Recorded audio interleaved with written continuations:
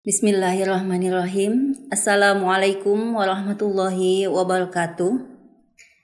Alhamdulillahilladzi 'allamal insana bil qalam, 'allamal insana ma lam ya'lam. Assalatu wassalamu ala Rasulillahi sallallahu alaihi wasallam wa ala alihi wa atba'ihi wa man tabi'ahu ala dinil Islam, amma ba'du. Para pendengar dimanapun Anda berada, kali ini kita akan berbicara tentang puasa dan pembangunan ekonomi.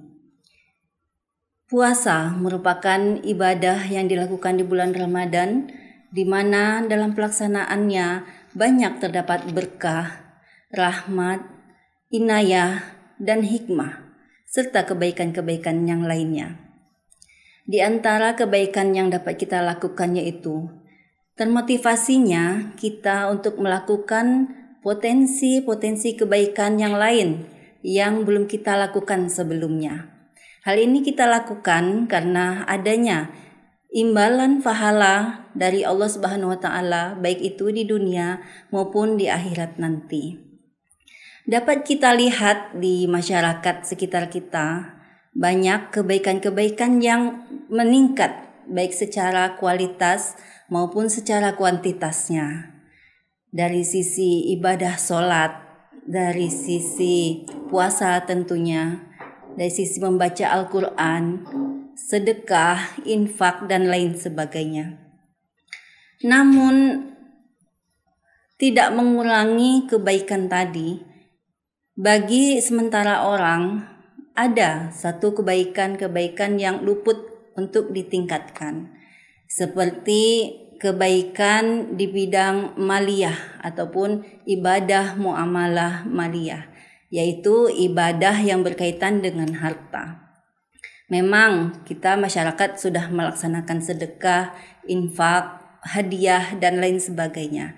Tetapi ada kebaikan yang lain yang perlu kita perhatikan.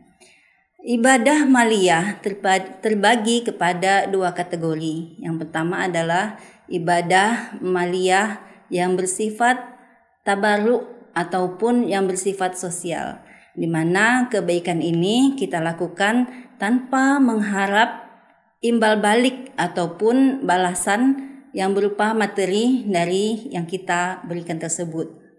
Contohnya sedekah, yang lainnya infak ataupun hadiah. Ada jenis muamalah maliyah yang berupa zakat. Ada juga wakaf. Zakat adalah ibadah wajib yang kita lakukan. Mungkin yang kita lakukan selama bulan puasa ini ada zakat fitrah. Tetapi ada juga yang namanya zakat mal.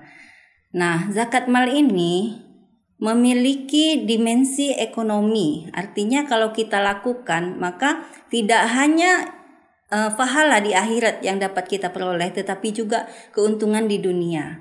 Kalau kita lihat mustahik zakat yang 8, ada di antaranya yang bersifat pengentasan kemiskinan seperti fakir dan juga miskin. Apabila zakat diberikan kepada mereka, maka mereka akan menggunakannya secara konsumtif. Artinya mereka akan menggunakannya untuk memenuhi kebutuhannya. Tetapi selain itu ada juga yang untuk gharim, ada untuk amil, untuk fisabilillah dan lain sebagainya. Ini berdimensi pemberdayaan ekonomi.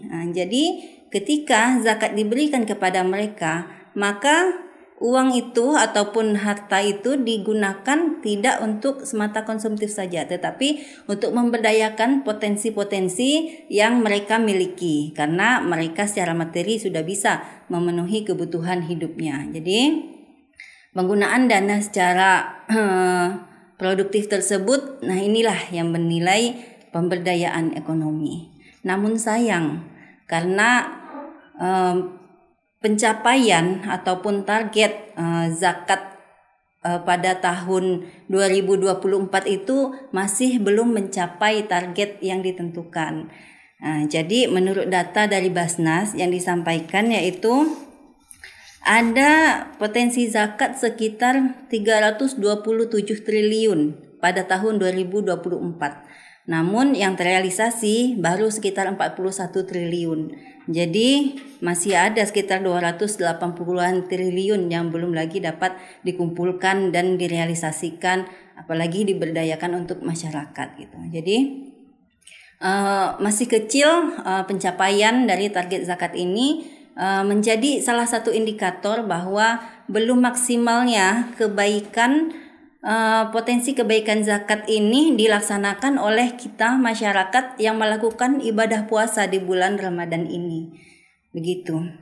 Kemudian ada contoh lagi wakaf.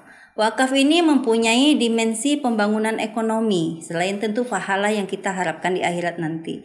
Di mana wakaf ini selain juga bisa digunakan untuk konsumtif seperti membangun masjid, makam, madrasah, tetapi juga mempunyai nilai pembangunan ekonomi, yaitu seperti wakaf produktif ya, di mana wakaf produktif ini contohnya kebun. Apabila kita wakaf kebun, tentu hasilnya nanti baru akan digunakan untuk pemberdayaan kegiatan keagamaan ataupun produktif ekonomi yang lainnya gitu.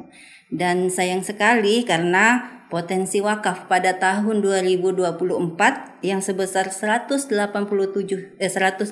triliun hanya terrealisasi sekitar 2,33 triliun saja gitu. Jadi ini juga bisa menjadi indikator belum teroptimalisasinya kebaikan wakaf oleh kita masyarakat yang sedang menjalankan puasa ini gitu. Nah, kemudian ada ibadah maliyah yang kedua, yaitu ibadah muawadah ataupun tijari atau berdimensi bisnis, seperti jual beli ataupun buyu. Kemudian ada upah mengupah ataupun ujroh. Kemudian ada juga sewa menyewa ataupun ijaroh, dan kerjasama ataupun syirkah gitu. Jadi kegiatan ini adalah kegiatan yang sudah kita lakukan dalam kegiatan sehari-hari seperti jual beli di pasar, sewa menyewa rumah ataupun kendaraan, kemudian upah mengupah dalam pekerjaan, dan kerjasama bisnis lainnya gitu. Nah, hal ini bisa kita ambil contoh seperti pelaksanaan ekonomi yang belum menggunakan prinsip-prinsip Islami, misalnya transaksi ribawi di perbankan gitu ya. Karena dari tahun ke tahun kita melaksanakan puasa, ternyata pangsa pasar perbankan syariah itu belum lagi lewat dari 10%. Sementara sudah sekitar 30-an tahun perbankan syariah ini berdiri di Indonesia. Jadi bisa menjadi indikator juga bahwa puasa yang kita lakukan ini belum bisa lagi mengoptimalkan potensi kita untuk melakukan transaksi ekonomi yang berbasis non-ribawi gitu ya. Jadi ada beberapa hal yang berkaitan dengan perkembangan ekonomi Islam dari sisi akad-akad keuangan ataupun ibadah maliyah ini yang senantiasa seharusnya bisa kita tingkatkan dalam bulan puasa Ramadan pada tahun 1446 ini. Demikian, terima kasih. Assalamualaikum warahmatullahi wabarakatuh. Ramadan adalah syahrun maghfirah, bulan yang penuh dengan ampunan. Rugi kita kalau selama Ramadan sementara dosa kita tak mendapatkan ampunan dari Allah Subhanahu wa taala.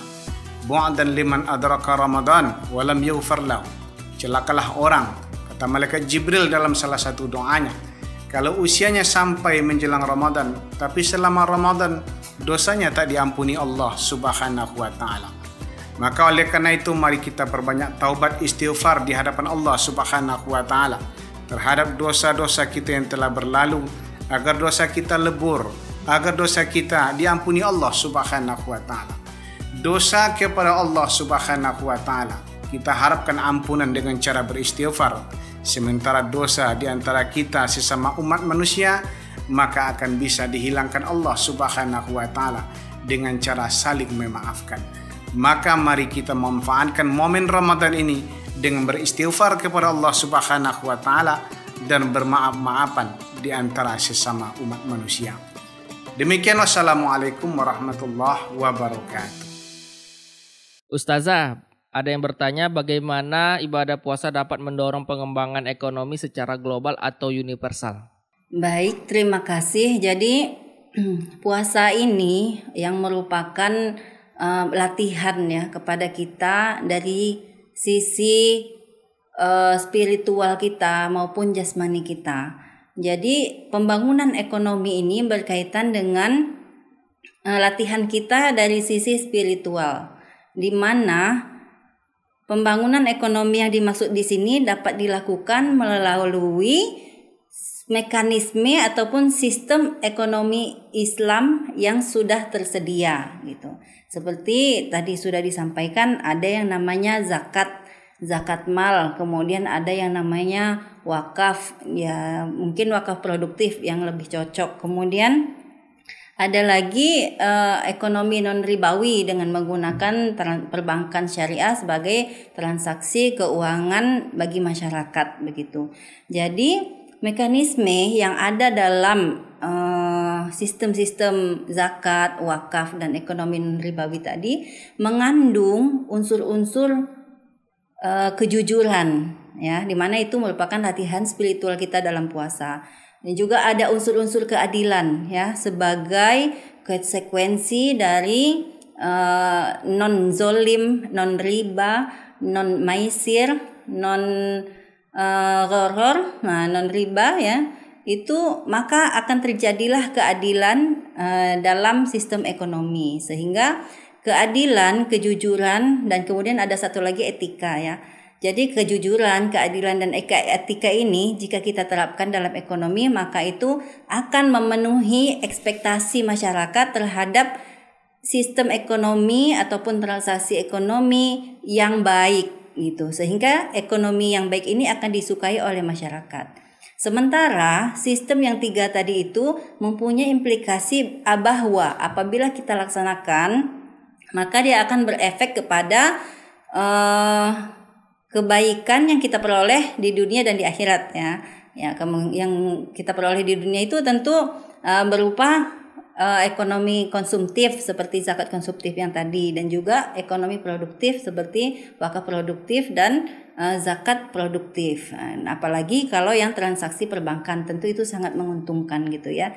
Jadi kalau kita laksanakan secara maksimal ketiga sistem yang tadi itu, maka mudah-mudahan dapat mendorong masyarakat ya tentunya, dan juga para pengambil kebijakan, dan terlebih lagi tentu pada pelaku ekonomi untuk semakin meningkatkan kapasitas ekonominya, semakin melebarkan transaksi ekonominya begitu, sehingga nanti secara otomatis pembangunan ekonomi yang lebih tinggi ataupun yang lebih berdaya saing itu akan tercapai. Nah, mudah-mudahan dengan tercapainya potensi ekonomi yang tinggi tadi akan lebih mempercepat lagi namanya kalau kita punya visi Indonesia Emas 2045 gitu ya, dimana ini sudah termaktub dalam RPJPN ya, yaitu Rencana Pembangunan Jangka Panjang Nasional ya, yaitu dengan target Indonesia masuk 10 besar kekuatan ekonomi dunia. Nah, kemudian ada lagi nih yang namanya PBB sudah mencanangkan namanya SDGs, yaitu Sustainable Development Goals ataupun tujuan pembangunan secara berkelanjutan. Nah, jadi tujuannya itu disebutkan bahwa menciptakan dunia yang lebih adil dan berkelanjutan serta sejahtera pada tahun 2020. Nah, jadi selaraslah antara tadi pelaksanaan ekonomi Islam dengan 3 sistem tadi yang mengandung unsur kejujuran, keadilan, dan etika, dengan yang akan mensupport pembangunan ekonomi secara global Indonesia dan juga secara dunia, yaitu sesuai dengan tujuan SDGs tadi. Nah, demikian, terima kasih. Mudah-mudahan dapat memberi manfaat bagi kita semua, dan tentu saja kita berharap kita akan lebih berpotensi atau meningkatkan kebaikan kita di bidang ekonomi ataupun di bidang muamalah maliyah dari sisi zakat, wakaf, dan juga ekonomi non ribawi. Assalamualaikum warahmatullahi wabarakatuh.